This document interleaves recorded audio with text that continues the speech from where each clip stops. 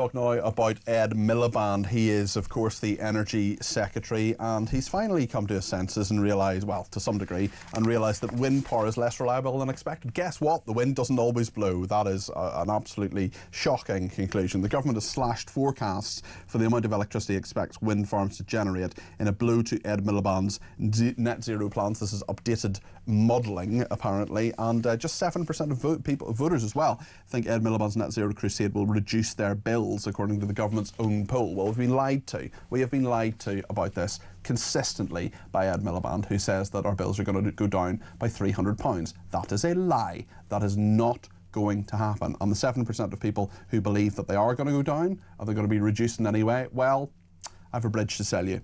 Ben Pyle is the co-founder of Climate Debate UK. Ben, thank you for your company this afternoon. Why has Ed Miliband finally come to his senses on this, and do you think we're actually seeing some form of common sense from Ed Miliband? Strange question, but are we? I think it was more his department necessarily than him. Yep. And I think the pressure from reality is growing so intensely on the green agenda that even officials in DESNZ and even green zealots are having to admit. DESNZ is his department, of course, the Department of Energy and Net Zero. Yeah. We saw today Bill Gates apparently coming out and saying, well, climate change isn't the end of the world, which is a point of view that a lot of people are coming to, the opposition, reform, and many sort of leading figures going, actually, we are seeing the Chinese, for example, spending lots of money on renewables. We always hear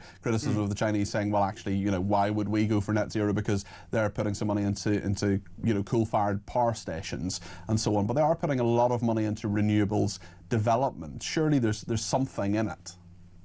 Oh, well, yeah, what's in it is our markets and European markets in particular. So about 20 years ago, when all this nonsense began, there's no data that's come out today that DESNZ have admitted to that we couldn't sort of point to 20 years ago when this stuff was being planned in the first place, or even before. But what the departments then that had the energy briefs believed was that you'd get a learning rate, you'd get an improvement in the efficiency of these machines.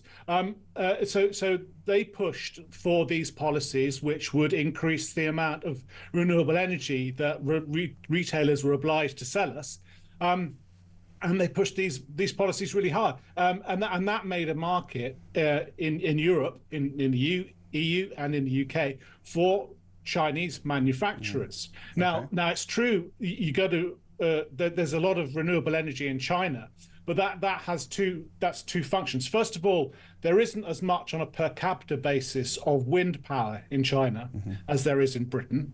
There's quite a significantly less wind power. It's just that China happens to be a massive economy with 1.3 billion people in it. You know, that's hugely. Do you think that in this country, because of the changes in this modelling, the changes in what Ed Miliband and his officials are now saying, that there could well be higher subsidies to wind farms as a result to secure the same amount of energy? Because apparently this is now going to make it harder to hit the clean power targets. Yeah, but that's right. Well, just as we knew what we know now, what we've been told now 20 years ago, we also knew 10 years ago that the more renewable energy you have, i.e. the more unreliable energy you have, the more it costs on a per unit basis, that is to say proportionately, the more it costs to deal with the problems of intermittency, i.e. when the wind isn't there. So we've known all these facts, and we know that thanks to the energy CEOs who told MPs in Parliament last week or the week before that even if you could now produce energy for free and put that into the wholesale market, i.e. if gas came out of the ground and it was free, energy bills are still going to go up, because it costs so much to deal with the problems of intermittency, i.e. the sun going away and the wind dropping to zero, that this is going to increase the costs over and over and over again. Now I've looked at, I mean, you said we should be sort of more joy in heaven, as it were, that DESNZ and Miliband finally seem to be waking up to these realities. But if you look at the pipeline of what's planned for the UK's energy infrastructure going forward for the next sort of 15 or 20 years, there's no sign of this agenda slowing down. There's I think something in the order of 750 gigawatts, which is 10 times more than we need of renewable energy infrastructure. But Ben, are people actually catching up with the facts on this? Because a survey by that department, the Net Zero department, shows attitudes to green diktats have plunged. 69% of adults now expect bills to rise because of net zero. My personal view is not, I think, and I don't want to mischaracterize you, Ben, but my personal view is not, I don't think, as strong as yours. I don't think I'm as much of a, however you want to call it, skeptic, questioner, whatever, on all of this. I'm happy that, I'm not saying you're a climate change denier or anything like that, I'm not saying that for a second. What my position is, that net zero might be a nice thing, in theory, but actually in practicality, getting there would change the economy by such a huge amount that it would actually be very, very costly, not beneficial. And also if China, India, the United States, Russia don't do it, as does not appear to be the case that they have any real priority to do it, well, why should we, given that we're 1% of the carbon emissions? So I just wonder whether the 69% of UK adults who will see this, perhaps not in the climate debate, perhaps not in the science debate or whatever other debate, but we'll see it saying, okay, yeah, we're happy to recycle, we're happy to think about our carbon emissions, but actually, is this going to cost us more?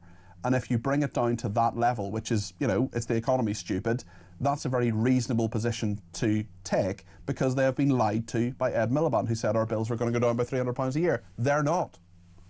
Well, they're not. They're not. Everyone can see that they're not, and that they can't go down. It's arithmetically impossible to sustain this agenda. Now, and just in terms of who's a skeptic of what, I've always been a policy skeptic. I've always been skeptical of green politics and the claims that green politicians have made. Now, if you go back to the 1970s, the pioneers of the green movement, they weren't saying we can have green power and live the way we live our lives now. They were saying we have to have these limits to growth. We have to constrain capitalism. We have to constrain the economy. We have to get used to less.